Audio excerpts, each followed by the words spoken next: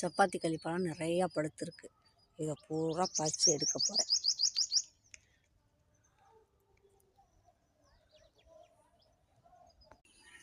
சப்பாத்தி களிப்பழம் இவ்வளோ பழம் பறிச்சுட்டு வந்தாச்சு. இது இன்னும் சுத்தம் பண்ணி சேல்ஸுக்கு இருக்குது. 1/4 கிலோ 50 ரூபா. யாருக்காவது வேணும்னா கமெண்டில் சொல்லுங்கள், உங்களுக்கு சுத்தம் பண்ணி தரேன். உங்கள் அட்ரஸையும் அனுப்புங்க, உங்கள் அட்ரஸ்க்கு நான் அனுப்பி வைக்கிறேன். 1/4 கிலோ 50 ரூபா. நல்லா பெரும் பழமாக இருக்குது. சுகருக்கு சாப்பிட்லாம், நல்லாயிருக்கும், உடம்புக்கு ரொம்ப நல்லது. டிராகன் பழம் தான், குட்டி டிராகன் பழம்.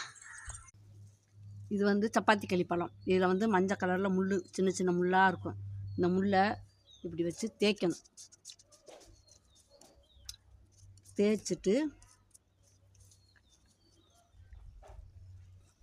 இந்த பழத்தை இப்படி கீறணும். இப்படி கீறிட்டு இப்படி போடணும். இதில் வந்து ஒரு முள் இருக்கும், இதை சாப்பிடக்கூடாது. அந்த முள்ளை எடுத்து காட்டுறேன். இந்த பழத்தை இப்படி பிதுக்குனிங்கன்னா இது வந்துடும். டிராகன் பழம் டேஸ்ட்லேயே இருக்கும். ஐயோ ஐயோ கண் வந்துருச்சு. வேண்டாம், முள்ளாக இருக்கும். இப்போ சப்பாத்தி களி பழம் சுத்தம் பண்ணி வச்சுருக்கேன். இப்படி கீறிடணும். ரவுண்டாக கீறிட்டு இந்த மேலே இருக்கிறத இப்படி எடுத்துடணும். எடுத்துட்டா இந்த இடத்துல ஒரு முள் இருக்கும். இந்தா நல்லா கழுவி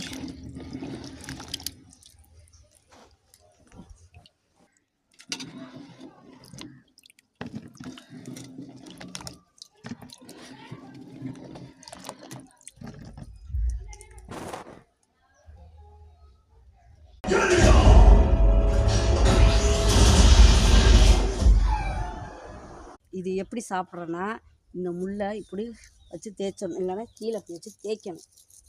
தேய்ச்சிட்டு இது பூரா தேய்ச்சி வச்சுருக்கேன் சுத்தம் பண்ணி. இது எப்படி சாப்பிட்றதுன்னு இப்போ காட்டுறேன்.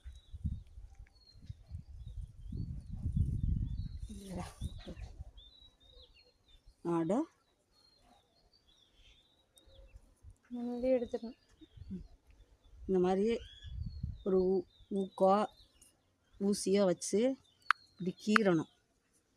கீறிட்டு இந்த மாதிரி புடணும். அதை போட்டுறணும். இப்படி ஒரு அமுக்கு அமுக்குனிங்கன்னா பழம் வந்துடும். இப்படி